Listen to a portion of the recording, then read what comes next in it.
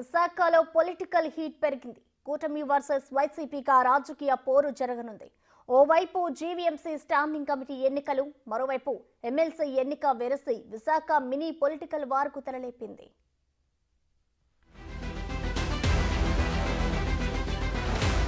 విశాఖలో వేడెక్కిన రాజకీయాలు. కూటమి వర్సెస్ వైసీపీగా రాజకీయ ఎత్తుగడలు. ఓవైపు జీవీఎంసీ, మరోవైపు ఎమ్మెల్సీ ఎన్నికలు. జీవీఎంసీలో 10కి 10 స్థానాలు గెలిచేందుకు కూటమి ఎత్తులు.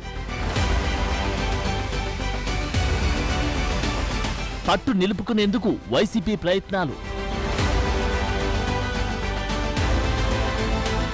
ఎమ్మెల్సీ ఎన్నికల్లో బొత్సకు చెక్ పెట్టే దిశగా కూటమి.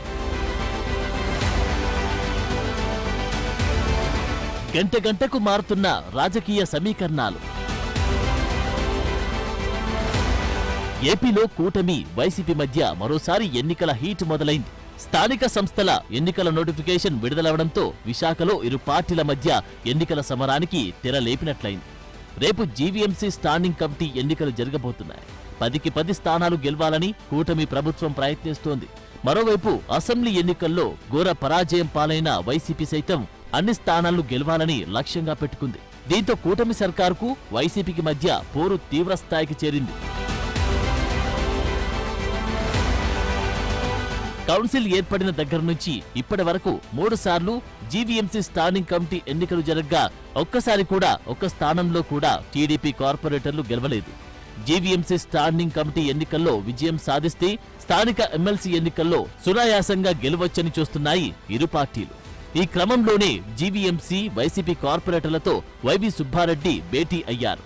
స్థానిక సంస్థల ఎమ్మెల్సీ స్టాండింగ్ కమిటీ ఎన్నికల నేపథ్యంలో ఉమ్మడి విశాఖ జిల్లా నేతలతో వైసీపీ అధినేత జగన్ భేటీ కాబోతున్నారు.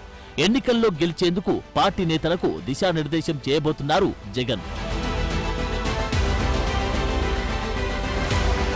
జీవీఎంసీ స్టాండింగ్ కమిటీ ఎన్నికలను అటు కూటమి సర్కార్, ఇటు వైసీపీ ప్రతిష్టాత్మకంగా తీసుకున్నాయి. రేపు ఉదయం నుంచి మధ్యాహ్నం వరకు జీవీఎంసీ స్టాండింగ్ కమిటీ ఎన్నికలు జరగనున్నాయి. మొత్తం 10 స్థానాలకు ఈ ఎన్నికలు జరగనున్నాయి. వీటిలో కనీసం 5 స్థానాలైనా కైవసం చేసుకోవాలని వైసీపీ చూస్తుంటే 10కి 10 స్థానాలు కైవసం చేసుకోవాలని కూటమి సర్కార్ పట్టుదలతో ఉంది.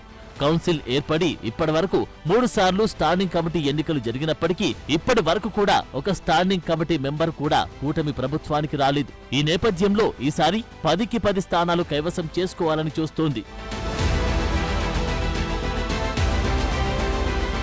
మరోవైపు విశాఖ ఎమ్మెల్సీ ఎన్నికపై టీడీపీ గట్టిగానే ఫోకస్ చేసింది.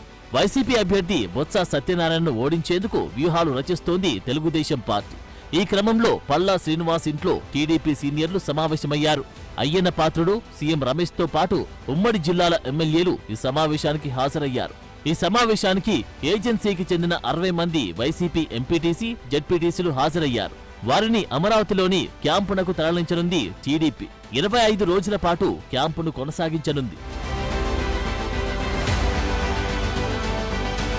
విశాఖ ఎమ్మెల్సీ ఎన్నికల్లో పోటీ చేయాలని టీడీపీ నిర్ణయించుకున్న నేపథ్యంలో అభ్యర్థి ఎంపికపై కసరత్తు ప్రారంభించింది.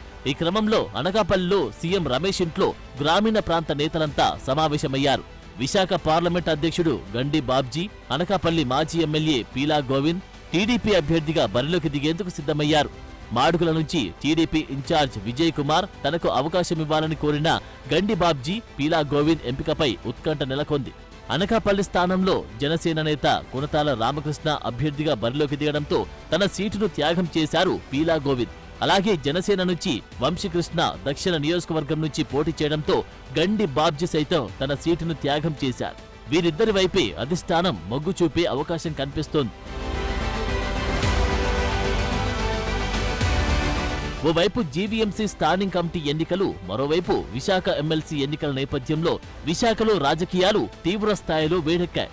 కూటమి వర్సెస్ వైసీపీగా రాజకీయాలు సాగుతున్నాయి. 2 ఎన్నికల్లో విజయం సాధించేందుకు అధికార కూటమి గట్టిగానే ప్రయత్నిస్తోంది. కాగా తమ పట్టును నిలుపుకునేందుకు వైసీపీ శతవిధాల ప్రయత్నాలు చేస్తోంది. దీంతో విశాఖ ఇప్పుడు మినీ రాజకీయ రణరంగానికి వేదిక కానుంది.